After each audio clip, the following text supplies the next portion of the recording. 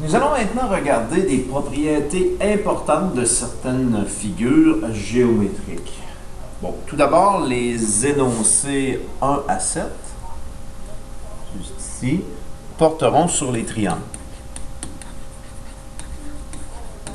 Et les énoncés 8 à 14 porteront sur les quadrilatères.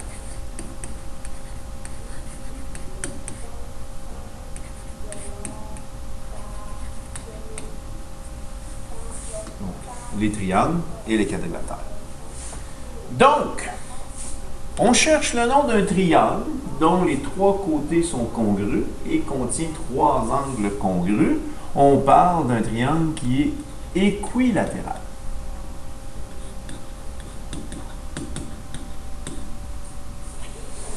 Deux côtés congrus et deux angles congrus, c'est le fameux triangle isocèle. Trois côtés de différentes longueurs, le triangle quelconque, mais on peut aussi l'appeler le triangle scalène. Le triangle avec un angle droit, célèbre en secondaire 3, le triangle rectangle.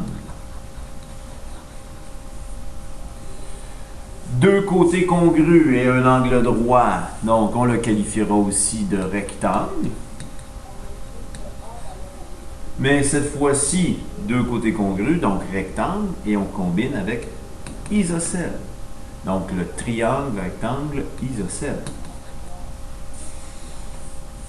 Maintenant, si on qualifie un triangle par rapport à ses angles, un triangle dont ses trois angles intérieurs sont aigus, donc aigu, ce qui signifie plus petit que 90 degrés, chacun de ses angles, on parle d'un triangle acutangle.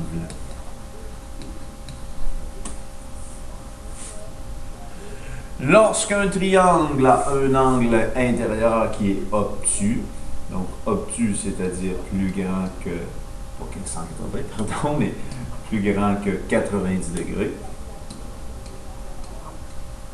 on parle alors d'un triangle obtusangle.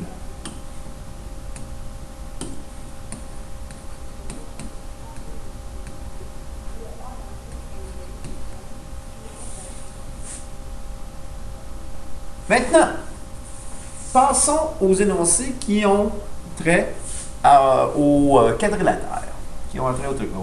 Quadrilatère.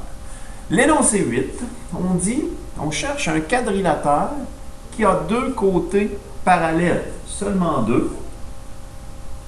Le quadrilatère qui a deux côtés parallèles, 1, 2, se nomme le trapèze.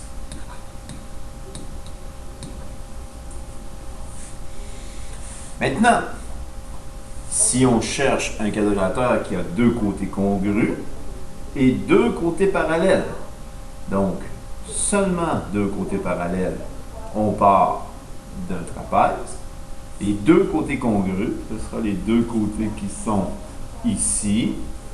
Donc, on parle d'un trapèze. Mais cette fois-ci, isocèle.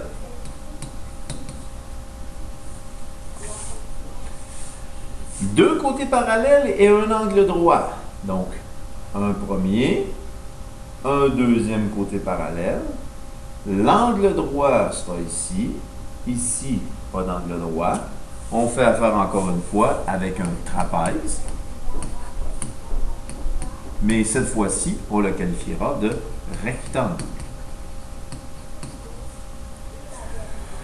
Continuons maintenant avec des côtés parallèles congrus 2 à 2. Donc, côté parallèle, mais congrus 2 à 2. Oh. Tous les côtés parallèles et congrus 2 à 2. On reconnaît le parallélogramme.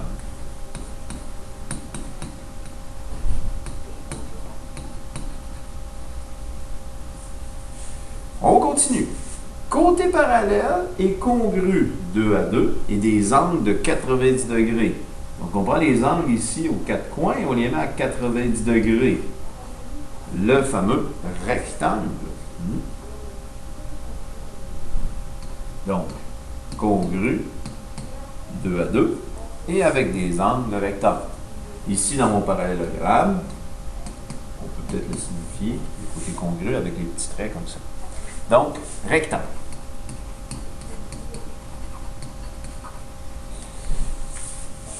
Quatre côtés congrus et quatre angles de 90 degrés. Quatre côtés congrus et quatre angles de 90 degrés. Le carré.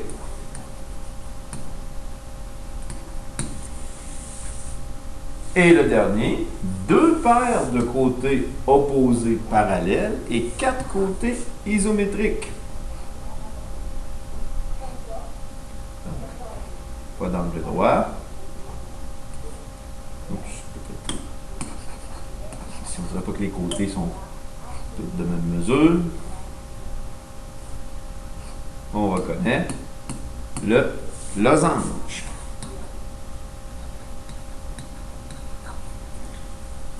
Donc, voici les caractéristiques des triangles et des quadrilatères. Et ces caractéristiques sont résumées ici à l'intérieur du tableau à la page suivante.